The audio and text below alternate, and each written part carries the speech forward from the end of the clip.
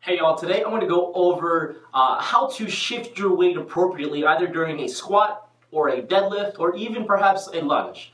Alright, I'm going to go over how to do this with 2 feet and then I'll go over 1. What we can do is understanding that in many deadlift variations, individuals may recommend sitting back or finding your heels. However, this cue is taken to the next degree and oftentimes sitting to your heels may cause the toes to come up.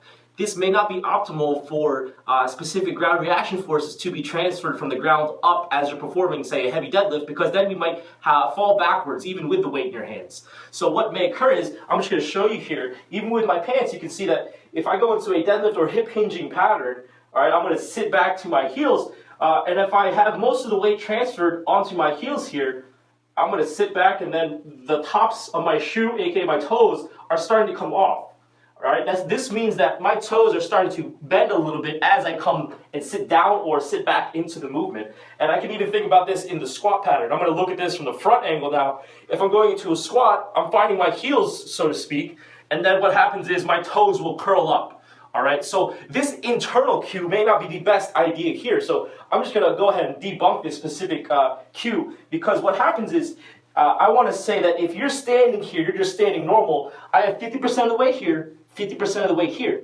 So what I'm going to do is understand that as I sit back into this movement, yes, we're activating the posterior chain, but what we're going to do is get about 70 to 80% of the way here, and then 20 to 30% of the way on our toes, which means we're not losing percentages on our toes. So if I sit back with the regular internal cue, all right, I'm going to sit back, I have 100% of the weight on my heels, and then my toes are coming off. So if I'm holding a heavy deadlift or dumbbells or whatever it may be, then my toes are coming off, I have 0% weight here.